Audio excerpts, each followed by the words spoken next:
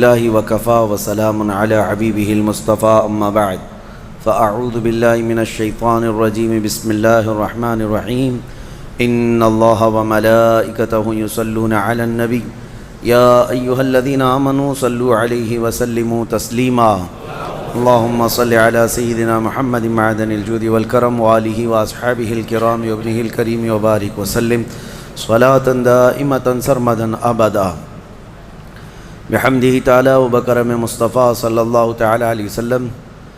آج کی اس شب میں قرآن عظیم کے 16 پارے مکمل ہو چکے ہیں، جس میں سورہ مریم اور سورہ طٰہٰ کی تلاوت مکمل ہوئی ہے، اور سورہ کہف کا بقیہ حصہ جو کل باقی رہ گیا تھا۔ اللہ کریم بقیہ قرآن عظیم کو صحیح تجوید سے پڑھنے اور آپ سب کو صحیح سماعت کرنے کی توفیق عطا فرمائے۔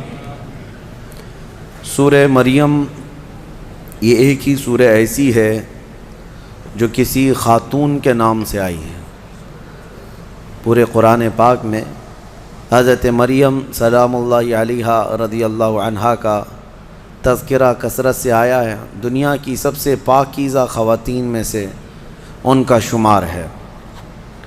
حضرت بی بی مریم کی ولادت کا واقعہ میں تیسرے پارے کی تفسیر میں سورہ آل عمران میں عرض کیا تھا کہ ان کے ماں باپ نے منت کی تھی، ان کے حضرت بی بی مریم کی ماں حنہ اور ان کے والد عمران، انہوں نے منت کی تھی کہ اگر بیٹا ہوگا تو بیت المقدس میں وقف کریں گے۔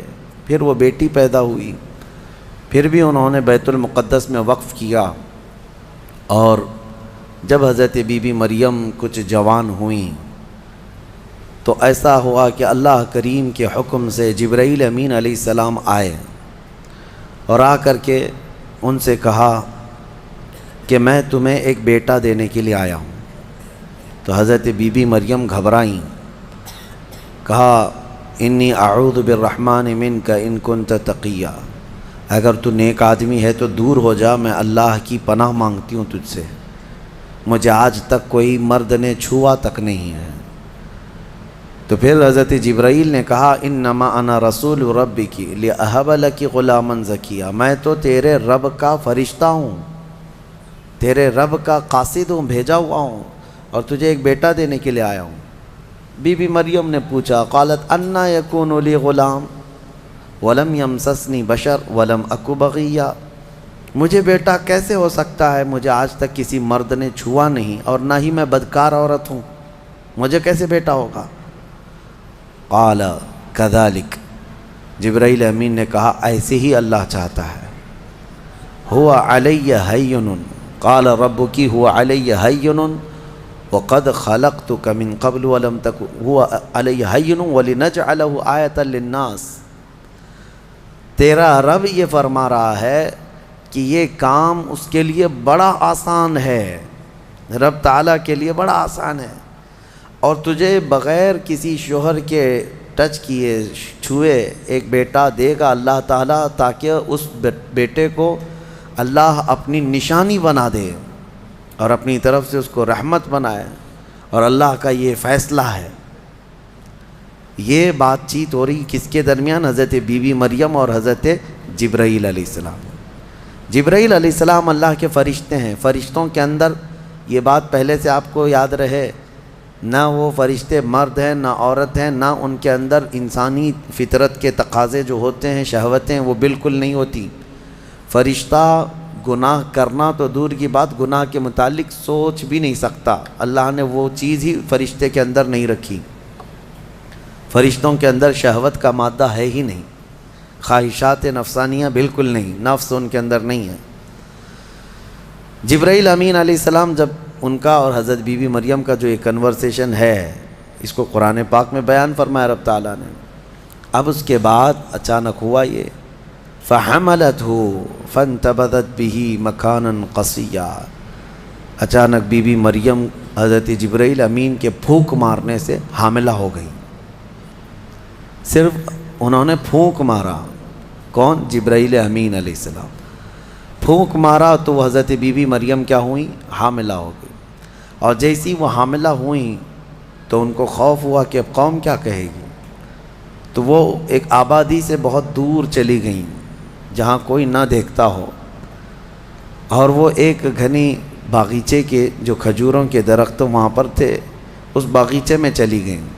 یہ ایسا نہیں ہے کہ یہ حمل 9 مہینے کا تھا، بلکہ یوں حمل ہوا اور پھر بچے کی ولادت بھی، زیادہ دن تک کا یہ حمل نہیں تھا۔ بہرحال جب حضرت بی بی مریم بچے کی ولادت کے آثار نظر آنے لگ گئے، قریب ایک باغیچے میں گئیں۔ وہاں کا تذکرہ بھی رب تعالیٰ فرماتا ہے فَأَجَاءَهَا الْمَخَاضُ إِلَى جِذْعِ النَّخْلَةِ، ایک کھجور کے درخت کی جڑ کو پکڑ کر کے وہ بیٹھی رہیں، اور پھر اس کے نیچے سے وہاں سے آواز دینے لگی اپنے رب کو کہ مولا میری حفاظت فرما۔ اور درد ایسا ہوتا ہے ولادت کے وقت کا، اس وقت کے الفاظ حضرت بی بی مریم کے قرآن فرما رہا ہے، وہ کہہ رہی تھی کنت نسیا منسیا، یہ درد سے پہلے میں مر گئی ہوتی، بھلا دی گئی ہوتی، کاش میں ان تمام چیزوں میں نہ ہوتی۔ عورت جو ہے اس درد کے وقت بہت ہی زیادہ فرسٹریٹ ہوتی ہے، بہت تکلیف دہ ہوتی ہے، تکلیف زدہ ہوتی ہے، اس قدر کہ موت کے وقت ہونے والی تکلیف سے تھوڑی سی کم تکلیف بچے کی ولادت کے وقت ہوتی ہے۔ ایک عورت کو یہ آسان چیز نہیں ہے، اس کی تقریباً 40 کے قریب ہڈیوں سے تو روح نکل چکی ہوتی ہے عورت کے جسم سے جب بچے کی ولادت کا وقت قریب آتا ہے، اور وہ موت کے منہ میں جا کر کے واپس آنا یہ معمولی بات نہیں۔ اسی لیے اللہ تعالیٰ نے قرآن میں اس کا ذکر فرمایا، وہ حمل یعنی عورت جو ہے حملہ وفصالہ 30 شہر، یہ آیت ہے، اس میں اللہ تعالیٰ فرماتا ہے ووضعتہ کرہا، جب وہ بچے کو جنم دیتی ہے تو بڑی تکلیف کے ساتھ دیتی ہے۔ حضرت بی بی مریم کا بھی جب وہ وقت آیا تو وہ درخت کی جڑ کو پکڑ کر کے آواز دینے لگیں کاش میں اس درد سے پہلے ختم ہو چکی ہوتی، بھلا دی گئی ہوتی۔ تو رب تعالیٰ کی طرف سے آواز آئی اللہ تحزنی وقد جعل ربکی سریا، گھبرا مت اے مریم، تیرا رب تیرے لیے آسانیاں پیدا فرمائے گا، آسانیاں پیدا فرمائے گا۔ اس درخت کو ہلاؤ، پکی کھجوریں گریں گی تم پر۔ حضرت اللہ کی طرف سے حضرت بی بی مریم کو جو پیغامات آ رہے تھے یہ کیا تھے؟ یہاں پر بھی میں بتا دوں، اللہ تعالیٰ اپنے بندوں کو جو پیغامات دیتا ہے اس کے 3 طریقے۔ ایک وحی ہے جو نبیوں کو دی جاتی ہے، یعنی وہ وحی ہے، اس کو وحی کہتے ہیں، جو اللہ تعالیٰ کا پیغام نبی کو آئے۔ وحی کے بھی کئی طریقے ہیں، ڈائریکٹ اللہ تعالیٰ سے وہ کلام کر لیں یا کسی فرشتے کے ذریعے سے کر لیں، جیسے جبرائیل امین علیہ السلام جو لے کر کے آتے تھے اور نبیوں کو پہنچاتے تھے، یہ بھی کیا ہے، اس کو کیا کہتے ہیں، وحی، وحی ہے۔ اور اللہ کے ولیوں کو جو پیغامات اللہ کی طرف سے ملتے ہیں، اس میں فرشتہ تو نہیں آتا، لیکن اللہ تعالیٰ ان کو کچھ باتوں کی ہدایت دل میں ڈالتا ہے یا ان کے ذہن میں، دماغ میں وہ چیزیں اچانک اترتی ہیں، اس کو کہتے ہیں الہام۔ یہ وحی نہیں ہے، یہ کیا ہے، الہام۔ اور عام مومنین کے دلوں میں بھی اللہ ہدایت ڈالتا ہے، آپ کو خود بھی کچھ چیزیں سمجھ میں آ جاتی ہیں، یہ صحیح ہے، یہ غلط ہے، یہ اللہ کی طرف سے دی ہوئی ہدایت ہے، اس کو القاء کہتے ہیں۔ ہے اللہ کی دی ہوئی ہدایت، لیکن اگر وہ نبی کو ہو تو وحی ہے، ولی کو ہو تو الہام ہے، عام مومنین کو ہو تو القاء ہے۔ اور کچھ کافروں کو بھی ہوتی ہے، کافروں کو جو چیزیں معلوم ہوتی ہیں اس کو استدراج کہتے ہیں، یعنی وہ بھی کچھ چیزیں معلوم کر لیتا ہے۔ بہرحال یہ ایک الگ بحث ہے۔ حضرت بی بی مریم کو یہ الہام اللہ کی طرف سے تھا۔ اللہ تبارک و تعالیٰ نے ان کو فرمایا کہ درخت کی یہ جڑ کو ہلاؤ، پکی کھجوریں گریں گی۔ کھجوریں گریں تو اللہ کا حکم ہوا فکلی وشربی وقری عینا، کھاؤ پیو اور اپنی آنکھیں ٹھنڈی کرو۔ درد زہ اس کو کہتے ہیں، بچے کی ولادت کے وقت ہونے والا درد۔ قرآن کے اعتبار سے اس درد کے وقت عورت کو کھجور کھانا چاہیے، کھجور سے افاقہ ہوگا، کیونکہ قرآن میں اللہ نے بی بی مریم کو یہ عطا فرمایا۔ وہ کھجوریں کھائیں اور اس کے بعد اب جو حکم تھا اللہ کا وہ کیا تھا، فَإِمَّا تَرَيِنَّ مِنَ الْبَشَرِ أَحَدًا فقولی انی نذرت للرحمن صوما، اگر کوئی آدمی تجھے نظر آ گیا بچہ ہونے کے بعد، بچے کو دیکھ کر کے کوئی بھی اگر تم کو نظر آیا تو بات مت کرنا کسی سے۔ اس وقت چپ کا روزہ ہوتا تھا، یعنی خاموشی کا روزہ، ہماری شریعت میں نہیں ہے لیکن پہلے کی شریعت میں چپ رہنے کا روزہ بھی ہوتا تھا، یعنی وہ جو ٹائم ہے اتنے ٹائم تک کسی سے بات نہیں کریں، یہ ہونا چاہیے، لیکن ہماری شریعت میں نہیں ہے۔ کاش یہ روزہ عورتوں پر ہو جاتا، بہت سارے لوگ محفوظ ہو جاتے ہیں۔ خیر، حضرت بی بی مریم کو کہا گیا کہ چپ کا روزہ رکھنا، اور کوئی بھی اگر بات کرے تو اشارہ کرنا اپنے بیٹے کی طرف کہ اس سے بات کرو، میں آج چپ کا روزہ ہوں، یعنی وہ اشارہ لوگ سمجھ جاتے تھے کہ روزہ ہے۔ تو حضرت بی بی مریم وہاں جب پہنچی تو درد ذہ کے بعد حضرت عیسیٰ علیہ السلام پیدا ہو گئے۔ وہ ایک پتھر پر جلوہ بار ہوئے، اور جیسے ہی پیدا ہوئے حضرت عیسیٰ علیہ السلام وہ پاک صاف تھے، کوئی دایا نہیں، کوئی نرس نہیں، کوئی نرسنگ ہوم نہیں، یہ اللہ تعالیٰ کی قدرت تھی۔ ایک صحیح سلامت بیٹا، اور وہ بھی اللہ کی نشانی بنانی تھی بغیر باپ کے۔ حضرت عیسیٰ علیہ السلام پیدا ہوئے اور حضرت بی بی مریم اپنے بیٹے کو اٹھائیں اور لے کر کے چل پڑیں ایک ہی دن میں، جس کو کہتے ہیں زچہ عورت، یعنی جس کا بچہ ہوا ہوتا ہے وہ عورت کمزور ہو جاتی ہے، لیکن حضرت بی بی مریم اپنے بیٹے کو اٹھائیں اور چل پڑیں۔ جیسے ہی وہ بستی کی طرف آنے لگی، ان کی گود میں بچہ تھا، لوگوں کی نظر پڑ گئی، کوئی ادھر ادھر چیمی گوئیاں شروع ہو گئیں، باتیں کانا پوسی، لوگ جمع ہوئے اور پوچھنے لگے یا اخت ہارون ما کان ابوک امرأ سوء وما کانت امک بغیہ، اے مریم تو تو بڑی پاک خاتون ہے، اخت ہارون کہا جاتا تھا پاک عورت کو، تو بالکل ہارون کی بہن کی طرح ہے، تو نے یہ کیسے کر لیا؟ نہ تیرا باپ بدماش تھا، نہ تیری ماں بری تھی، یہ کہاں سے آ گیا تیرے اندر بچہ؟ فاشارت الیہ، بی بی مریم نے اپنے بیٹے کی طرف اشارہ کیا، اس سے بات کرو، میں آج چپ کا روزہ ہوں۔ لوگوں نے کہا قالوا کیف نکلم من کان فی المہد صبیا، ہم اس سے کیسے بات کریں جو گود میں بیٹھا ہوا ہے؟ گود کے بچے سے بات کریں گے؟ تو اشارہ اس طرف کر رہی ہے۔ تو لوگ ابھی یہ بات چیت کر ہی رہے تھے، گود میں سے ہی حضرت عیسیٰ علیہ السلام بول پڑے، قال انی عبد اللہ آتانی الکتاب وجعلنی نبیا وجعلنی مبارکا اینما کنت واوصانی بالصلاة والزکاة ما دمت حیا وبرا بوالدتی ولم یجعلنی جبارا شقیا والسلام علی یوم ولدت ویوم اموت ویوم ابعث حیا۔ یہاں تک کا کلمہ عیسیٰ علیہ السلام نے گود میں ہی کیا۔ کیا کہتے ہیں؟ اے لوگوں، میں اللہ کا بندہ ہوں، انی عبداللہ، میں اللہ کا بندہ ہوں، اور اس نے مجھے نبی بنا کر بھیجا ہے۔ حضرت عیسیٰ علیہ السلام کو گود میں ہی نبوت ملی ہے، گود میں نبوت ملی ہے، اس نے مجھے نبی بنا کر بھیجا ہے، صرف نبی نہیں وجعلنی مبارکہ، اور مجھے برکت والا بنا کر بھیجا ہے، اور پھر مجھے اللہ نے یہ حکم دیا ہے میں جہاں کہیں پر بھی رہوں نماز قائم کروں، زکوٰۃ دیتا رہوں، جب تک میں زندہ رہوں نماز قائم کرتا رہوں اور زکوٰۃ دیتا رہوں، ان کی امت کی اور ان کی شریعت کی جو نماز رہی۔ اور پھر اللہ نے مجھے حکم دیا ہے کہ میں میری ماں کا فرما بردار رہوں اور اس کا نافرمان نہ رہوں۔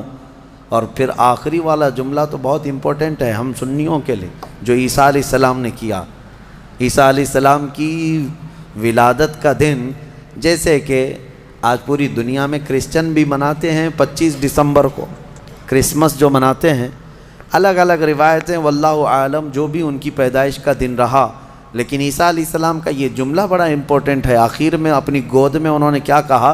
والسلام علی یوم ولدت ویوم اموت ویوم ابعث حیا، کہتے ہیں مجھ پر اللہ کی سلامتی ہو جس دن میں پیدا ہوا، جس دن میں پیدا ہوا، اور جس دن میں انتقال کروں گا، اور جس دن میں اٹھایا جاؤں گا، وہ سب ان سب دنوں پر اللہ کی سلامتی ہو۔ عیسیٰ علیہ السلام جس دن پیدا ہوئے وہ سلامتی والا دن ہے، تو 12 ربیع الاول کیوں نہ سلامتی والا دن؟ میرے آقا صلی اللہ علیہ وسلم جس دن پیدا ہوئے کیا وہ سلامتی والا دن نہیں ہے؟ اور ایک نبی خود اپنی ولادت کے دن سلام بھیج رہے ہیں، اور یہاں کروڑوں امتی اپنے نبی کے پیدائش کے دن سلامتی بھیجیں، تو یقیناً یہ قرآن کے حکم کے مطابق ہے۔ بہرحال یہاں تک بات ہوئی، اب چپ ہو جانا چاہیے۔ بچے کی زبان سے جب یہ باتیں سن لی، یہ معجزہ نہیں تو اور کیا ہے؟ اس کے بعد عیسیٰ علیہ السلام ایسا نہیں کہ گود میں ہی بولتے تھے، بس اتنا بولے اور خاموش ہو گئے۔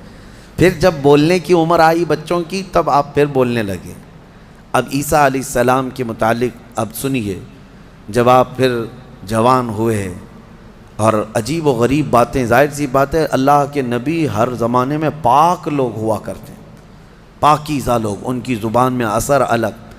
پھر اللہ تبارک و تعالیٰ نے آپ کو جب نبوت گود میں عطا کی تھی تو جوان ہوتے ہی آپ نے تبلیغ اپنے دین کی شروع فرمائی، لوگوں کو ایمان کی طرف بلائے، ایک خدا کی عبادت کی طرف، آخرت کی طرف۔ لوگ آتے رہے اور آپ کی طرف متوجہ ہوتے رہے۔ یہ زمانہ یہودیوں کا ہے، بڑے ڈینجر لوگ ہیں ہر زمانے میں، یہ یہودی بڑے ڈینجر ہیں۔ یہ ظالم جو ہے معمولی نہیں ہے۔ کیوں ان کے اوپر اللہ نے قرآن میں لعنت فرمائی ہے؟ یوں ہی نہیں، یہ ان یہودیوں نے تقریباً 10,000 نبیوں کا قتل کیا ہے۔ ہاں، جیوز لوگوں کو آج برا لگتا ہے میری تقریروں کو کوٹ کر کے بہت سارے جگہ، اس وجہ سے تو میری تقریریں لے کر اسرائیل والے بیٹھے ہیں، مجھے ویزا نہیں دیتے، مجھے اس سے فرق نہیں پڑتا۔ ہمارے لیے جو اصلی ویزا ہے وہ مدینہ طیبہ کا ہے، جب تک وہ دروازہ کھلا ہے ہماری روح جسم میں باقی ہے۔ اور میرے آقا صلی اللہ تعالیٰ علیہ وسلم کے عنایت سے، ان کے کرم سے ہمیں اتنا یقین ہے کہ اگر جانے کی طاقت استطاعت کہیں کی بھی نہ ہو، اتنا یقین ضرور ہے میرے اعمال کا بدلہ تو جہنم ہی تھا، میں تو جاتا میرے سرکار نے جانے نہ دیا۔ جب وہ جائیں گے اپنے غلاموں کو ساتھ لے کر جنت میں جائیں گے انشاءاللہ۔ یہودیوں نے اس وقت بھی نبیوں کی دشمنی کی تھی، اب عیسیٰ علیہ السلام کے دشمن ہو گئے۔ ان کو یہ تھا کہ ان کی طبیعت کے خلاف جب بھی کوئی بات کرے تو اس کے دشمن ہو جاتے تھے۔ یہودیوں کو یہ چاہیے تھا کہ ان کی طبیعت میں جیسی ہے ویسی شریعت ہونی چاہیے، الگ سے اللہ کے احکامات کو نہیں ماننا ہے، کتاب کے جو احکامات ہے اسے نہیں ماننا ہے، نبیوں کے احترام نہیں ہے، ان کو خود کی بنائی ہوئی شریعت چاہیے۔ بڑے امیر لوگ کچھ غلطی کریں تو انہیں معاف کرنا چاہیے، غریب لوگ کریں تو انہیں خوب مارنا چاہیے، یہ یہودیوں کی طبیعت تھی، یہودی یہ چاہتے تھے۔ عیسیٰ علیہ السلام جب جوان ہوئے تو آپ کی طرف لوگ ایمان والے بڑھنے لگ گئے، ان کو حواریین کہا جاتا ہے، جیسے میرے آقا کے ساتھیوں کو کیا کہتا ہے؟ صحابہ اکرام، صحابہ، اور حضرت عیسیٰ علیہ السلام کے جو ساتھی صحابی تھے ان کو حواری کہا جاتا ہے۔ یہ عیسیٰ علیہ السلام کے حواری، وہ بڑے مخلص لوگ آپ کے ساتھ تھے۔ 12 لوگوں کا تو ذکر آیا ہے اور 4 مشہور شاگرد ہیں، انہی 4 لوگوں نے حضرت عیسیٰ علیہ السلام کی پوری انجیل کو ترتیب دیا۔ یوحنا، لوقا، متی، مرقس، یہ 4، انہی کے 4 ناموں سے آج انجیل بھی، بائبل بھی ہے۔ تو بائبل یوحنا کو آج جان کہا جاتا ہے، یوحنا کو یہ بدل کر کے جان کہتے ہیں۔ متی جو ہے ان کو میتھیو کہتے ہیں، اور مرقس کو غالباً کچھ اور نام، مرکری و کچھ نام دیتے ہیں۔ اور یہ تمام جو عربی نام تھے یا عبرانی نام تھے اس زمانے کے، یہ عیسیٰ علیہ السلام کے 4 مشہور شاگرد ہوئے۔ اب عیسیٰ علیہ السلام کے معجزے میں آپ کو بتاؤں، اللہ تعالیٰ نے 3 معجزے آپ کو دیے تھے عیسیٰ علیہ السلام کے، 3 معجزے مشہور ہیں۔ پہلا معجزہ یہ ہے کہ وہ نابینا آدمی جو مادر ذات پیدائشی اندھا ہے، اس کی آنکھوں پر ہاتھ رکھتے تو اس کو آنکھیں آ جاتی، اور جو کوڑ کی بیماری میں مبتلا ہے، سفید داغ کی بیماری یا کوڑ کی بیماری میں مبتلا ہے، عیسیٰ علیہ السلام اس کے جسم پر ہاتھ پھیرتے تو وہ کوڑ کی بیماری ختم ہو جاتی۔ سفید داغ آج بھی لا علاج بیماری ہے، کوڑ کی بیماری لا علاج ہے، جیسے کہ مشہور ہے۔ اور تیسری چیز یہ ہے کہ مٹی کے پرندے ہوں، انہیں پھونک مارتے تو وہ زندہ ہو کر اڑ جاتے تھے۔ ہاں، مٹی کے پرندے، اس وقت ٹوائز ہو سکتا ہے مٹی کے بنتے ہوں گے، کھلونے۔ عیسیٰ علیہ الصلاۃ والتسلیم صرف مٹی کے پرندوں کو نہیں، کئی مرتبہ قبروں میں سوئے ہوئے مردوں کو بھی آپ نے زندہ کر کیا ہے۔ قبر پر کھڑے ہو کر کے آپ کہتے قم باذن اللہ، اللہ کے حکم سے اٹھ جا، تو مردہ زندہ ہو جاتا۔ آپ نے اپنی زندگی میں 3 مردوں کو زندہ کیا، اور وہ جیے بھی اور پھر چند دنوں کے بعد پھر مرے بھی۔ یہ معجزہ تھا عیسیٰ علیہ السلام کا۔ اور اس کے علاوہ کچھ خاص باتیں ان کی یہ بھی ہیں، وہ فرماتے ہیں انبئکم بما تأکلون وما تدخرون فی بیوتکم، اے لوگو تم اپنے گھروں میں جو کچھ جمع کرتے ہو اور جو کچھ کھاتے ہو، میں ان سب کی خبر دیتا ہوں، میں سب جانتا ہوں، میں تمہیں خبر دے سکتا ہوں۔ عیسیٰ علیہ السلام اپنے گھر میں بیٹھ کر امتیوں کے گھروں میں کیا ہے سب جانتے تھے، یہ قرآن سے ثابت ہے۔ پھر بھی یہ ظالم ہمارے نبی کے متعلق کہتے ہیں کہ ان کو پیٹھ پیچھے کا علم نہیں تھا۔ بنی اسرائیل کے نبی عیسیٰ علیہ السلام کے بارے میں یہ یقین ہے، قرآن کہہ رہا ہے وہ اپنے امتیوں کے گھروں میں موجود کھانا جمع کرنا، اس کو وہ جانتے تھے عیسیٰ علیہ السلام۔ اور وہ عیسیٰ جو خود میرے نبی کی امت میں آنے والے ہیں، جو اخیر زمانے میں میرے آقا کی امت میں آنے والے ہیں، وہ جب سب کے گھروں کے حالات جانتے تھے تو پھر میرے آقا صلی اللہ تعالیٰ علیہ وسلم اپنے امتیوں کے احوال سے کیسے بے خبر ہو سکتے ہیں؟ الحمدللہ بریلویوں کا یہی کہنا ہے، اور اعلیٰ حضرت فاضل بریلوی رحمۃ اللہ علیہ کا یہ احسان ہے کہ آپ نے صحیح سمت میں جو صحابہ کا عقیدہ تھا وہی عقیدہ ہمیں عطا کیا ہے۔ ہم یہاں سے پکاریں، وہ وہاں سے سنیں۔ مصطفیٰ کی سماعت پہ لاکھوں سلام، اور کوئی غیب کیا تم سے نہاں ہو بھلا، جب نہ خدا ہی چھپا تم پہ کروڑوں درود۔ حضور پاک صلی اللہ تعالیٰ علیہ وسلم کی نظروں میں اللہ نے سب چیزوں کو عیاں کر دیا۔ اب اس کے بعد ہوا کیا؟ یہ یہودی ظالم عیسیٰ علیہ السلام کے دشمن ہو گئے، کیونکہ آپ کا دین پھیلتا جا رہا تھا، عیسائی بڑھتے جا رہے تھے۔ عیسائیوں کی جب تعداد بڑھ گئی تو یہودیوں کو خطرہ ہونے لگ گیا کہ یہ اب پوری کی پوری حکومت ان کے ہاتھ میں چلی جائے گی، جو برسوں سے ہم لے کر چل رہے ہیں۔ تو انہوں نے حضرت عیسیٰ علیہ السلام کو مارنے کا پلان بنایا، جیسے پہلے نبیوں کو مارتے تھے پھر انہوں نے مارنے۔ آج آپ کو یہ لگ رہا ہوگا کہ عیسائی اور یہودی مل چکے ہیں، یہ جھوٹی ملاقاتیں ہیں ان کی، یہ صرف اور صرف اسلام کی دشمنی میں دونوں اپنی جنگوں کو ٹھنڈی رکھے ہیں، ورنہ ہر زمانے میں سب سے زیادہ خطرناک لڑائیاں عیسائیوں کی اور یہودیوں کی ہوئی۔ قرآن نے بھی کہا ہے۔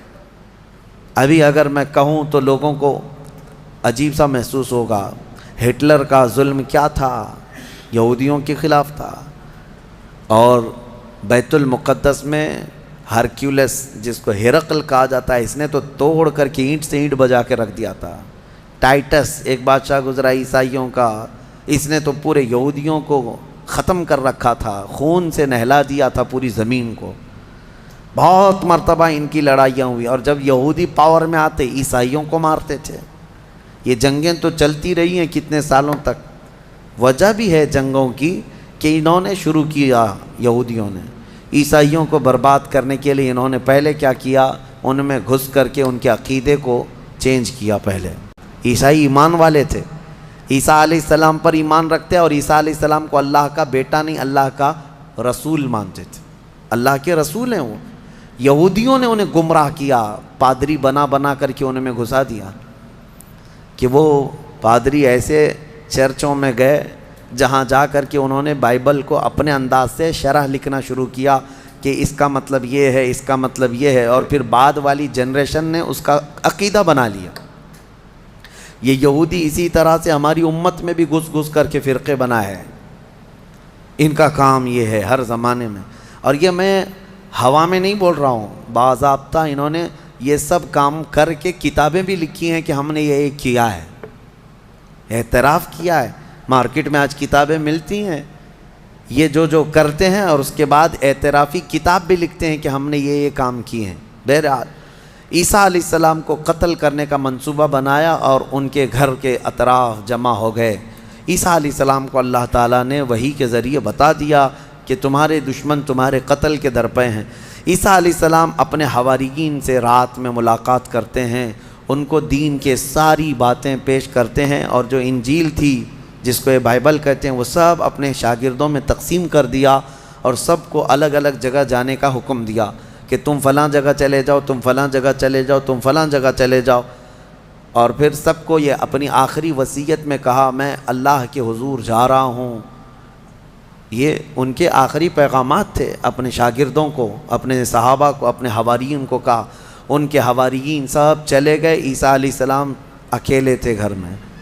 اب یہودیوں نے ان کے گھر کا گھیراؤ کر لیا۔ یہ قرآن سے جو بات ثابت ہے وہ میں بتا رہا ہوں، یہ آج تک عیسائیوں کو بھی ان کی کتابوں میں نہیں ملی بات، ان کو اس چیز کا علم نہیں ہے، لیکن قرآن میں ہے۔ کیونکہ عیسیٰ علیہ السلام گھر میں تھے، اس کے بعد عیسائیوں کو کہاں سے پتہ چلے گا کیا ہوا تھا؟ عیسیٰ علیہ السلام کے جو حواریین تھے وہ بھی دور چلے گئے تھے، گھر میں کیا ہوا کسی کو نہیں معلوم۔ ہوا یہ کہ یہودی قتل کرنے کے لیے آئے اور اپنے ایک بندے کو، اپنے ایک قاصد کو گھر میں بھیجا، جاؤ دیکھو عیسیٰ ہیں کہ نہیں۔ وہ اندر آیا دیکھنے کے لیے، عیسیٰ علیہ السلام تلاوت میں مشغول تھے۔ اسی وقت قرآن میں اللہ فرماتا ہے ہم نے عیسیٰ علیہ السلام کو اللہ نے آسمانوں پر اٹھا لیا۔ عیسیٰ علیہ السلام کو آسمانوں پر اٹھا لیا گیا، اور جو اندر آیا تھا اس کو عیسیٰ علیہ السلام کی شکل دے دیا اللہ نے، اور وہ بھی پوری شکل نہیں، آدھی شکل، اوپر سے وہ عیسیٰ علیہ السلام کی شباہت کا دکھتا تھا۔ وہ اندر ڈھونڈ ہی رہا ہے، بہت لمبا ٹائم ہو گیا۔ یہودیوں نے دیکھا ہمارا بندہ اندر گیا ابھی تک آیا نہیں۔ بہت دیر انتظار کرنے کے بعد جب وہ نہیں آیا باہر، تو سارے یہودی تلوار سوتے خود ہی گھس گئے اندر، گھر کے اندر، اور جا کر کے دیکھا تو یہ شخص کھڑا تھا، عیسیٰ علیہ السلام کی شکل تھا۔ پکڑ کر کے لائے اسی کو کہ عیسیٰ مل گیا، عیسیٰ مل گیا۔ وہ جوش میں تھے، لا کر کے سولی پر چڑھا دیا اپنے ہی بندے کو، اس کو سولی پر، سلیب پر چڑھا دیا اور قتل کر دیا۔ وہ پھانسی پر بیچارہ چڑھ گیا۔ اس کے بعد ان کی دماغ میں یہ بات آئی، اب کھوپڑی کھلی کہ ہمارا بندہ کہاں گیا، جس کو ہم نے گھر میں چیک کرنے کے لیے بھیجا تھا وہ کہاں گیا؟ تو بعض لوگوں نے پیر یعنی ناف سے لے کے نیچے تک کا حصہ دیکھ کر کے کہا یہ تو ہمارا بندہ دکھتا ہے، ہمارا آدمی دکھتا ہے جس کو ہم نے اندر بھیجا تھا، اس لیے کہ اس کے نیچے کا حصہ جو ہے ہمارا وہ جو شخص تھا اس سے ملتا جلتا ہے۔ تو پھر وہ کہنے لگے یہ اگر ہمارا یہ آدمی ہے تو پھر عیسیٰ کہاں گئے؟ وہ کہاں ہیں؟ گھر کے اندر سے کہاں چلے گئے؟ ہم نے تو گھر کا گھیراؤ کیا تھا۔ وہ اسی شک میں پاگل ہوتے رہے بیچارے، یہ اگر عیسیٰ ہے تو ہمارا شخص کہاں ہے، اگر یہ ہمارا شخص ہے تو عیسیٰ کہاں ہے؟ اور زبردستی کسی کو پھانسی دے دیا، پھانسی پر چڑھایا اور اعلان بھی کر دیا سب کو کہ ہم نے عیسیٰ علیہ السلام کو پھانسی دے دیا۔ بیچارے یہ عیسائی نادان لوگ یہودیوں کی بات پر مان بھی گئے کہ ہاں ہمارے عیسیٰ جو ہے صلیب پر چڑھ گئے، صلیب پر چڑھ گئے۔ حالانکہ عیسیٰ علیہ السلام صلیب پر نہیں چڑھے۔ ہمارا عقیدہ یہ ہے کہ عیسیٰ علیہ السلام زندہ ہیں اور ان کو آسمانوں پر اٹھایا گیا ہے اور وہ آئیں گے واپس۔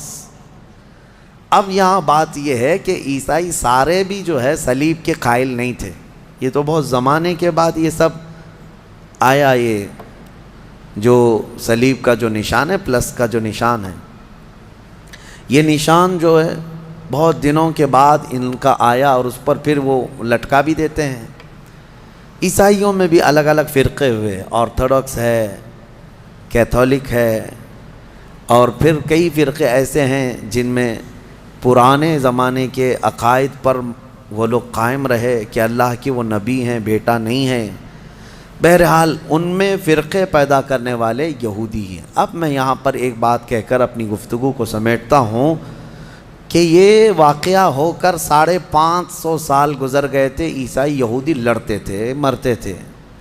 570 سال گزر گئے عیسیٰ علیہ السلام کے آسمانوں پر اٹھائے جانے کے بعد، تب مکہ مکرمہ میں محمد الرسول اللہ تشریف لائے، میرے آقا تشریف لائے، اور پھر جب آپ نے نبوت کا اعلان فرمایا اور قرآن اترنے لگا تو اللہ نے قرآن کی آیتوں میں 550 سال سے جو مسئلہ لٹیگیشن کا شکار تھا، کیوں سمجھ لیں جو پراپرٹی کسی کے حل میں نہیں ہوتی ہے، اس طرح کا مسئلہ تھا، کہ کوئی حل نہیں کر پاتا کہ آخر ہوا کیا تھا۔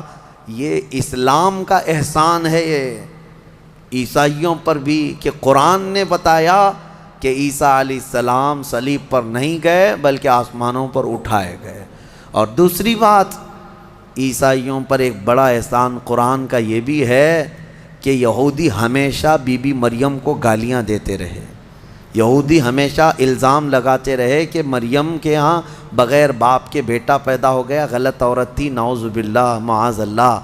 یہودی گالیاں دیتے رہے اور عیسائی صفائی دیتے رہے، لیکن یہ احسان ہے قرآن کا ان پر بھی کہ بی بی مریم کے ساتھ کیا ہوا تھا، یہ پوری تفصیل اللہ نے قرآن میں بتائی۔ عیسائیوں کو تو یہ چاہیے کہ قرآن کا احسان ہمیشہ ماننا چاہیے۔ بی بی مریم کی طہارت قرآن نے بتائی ہے۔ بہرحال لوگوں کو ایسا لگتا ہوگا کہ ہم ایک دوسرے کے دھرم کے خلاف ہوتے ہیں۔ آپ یہاں آ کر کے دیکھیں، کرسچینٹی کے اندر جو کچھ بھی آج تبدیلی ہے ہم اس کے قائل نہیں ہیں، لیکن عیسیٰ علیہ السلام اور حضرت بی بی مریم کے لیے ہم اپنی گردنیں ہمیشہ اسی طرح احترام میں جھکاتے ہیں، کیونکہ میرے نبی نے فرمایا کہ وہ اللہ کے نبی تھے۔ اب ایک اور بڑا ان کا جو گمراہی کا عقیدہ ہوا، کیا؟ وہ ٹرائنیٹی کا عقیدہ، تثلیث جس کو کہتے ہیں، تین خدا ماننا۔ کہتے ہیں ہے ایک ہی لیکن تین حصے، یہی تو ہندو بھی کرتے ہیں، ہے ایک ہی ہے باقی اوتار ہیں سب۔ اسی طرح عیسائیوں میں شرک آ گیا، کیسے؟ وہ کہتے ہیں ایک خدا ہے، اس کو فادر کہتے ہیں، گاڈ فادر، وہ فادر ہے، اور بیٹا سن ہے، یعنی عیسیٰ علیہ السلام کو سن کہتے ہیں۔ اور پھر بی بی مریم میری ہے۔ ایک فرقہ یہ کہتا ہے کہ تین ہیں، ایک فادر ہے، ایک سن ہے اور ایک میری ہے، یہ تین ہیں۔ اور ایک فرقہ ہے تین خدا مانتا ہے، اس میں ایک حضرت اللہ کو، دوسرے عیسیٰ کو اور تیسرے جبرائیل امین کو، روح القدس کو، یہ بھی خدا۔ اب ان سے کئی مرتبہ بحثیں بھی ہوئی، باتیں بھی ہوئی، تب یہ یہی کہتے ہیں ہے تو ایک ہی، اسی کا یہ حصہ ہے۔ اور آج ہم نے قرآن میں تلاوت کی ہے، سورہ مریم کے اخیر میں اللہ نے فرمایا وَمَا يَنبَغِي لِلرَّحْمَنِ أَن يَتَّخِذَ وَلَدًا، اللہ کو یہ زیب نہیں دیتا کہ وہ کسی کو بیٹا بنائے، کسی کو بیٹا بنائے۔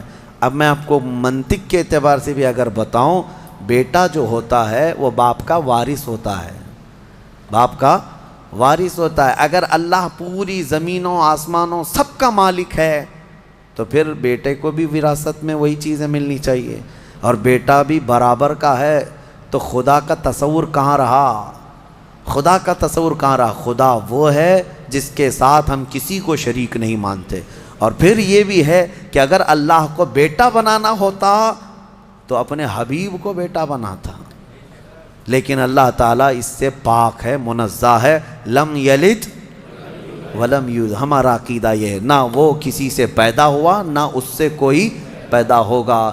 انہیں اس عقیدے سے باز آنا چاہیے۔ لیکن ایک خوشخبری ہے کہ دنیا میں جتنے عیسائی ہیں، کرسچین ہیں، یہ چاہے مانے نہ مانے، عیسیٰ علیہ السلام جب دنیا میں آئیں گے تو روایات میں یہ ملتا ہے کہ وہ سب کے سب پھر ایمان لائیں گے انشاءاللہ، اور پھر ہر پرچم جو گھر سے لہرائے گا، جواب میں ہر جگہ گھر سے یہی آواز آئے گی لبیک یا وآخر دعوانا ان الحمدللہ رب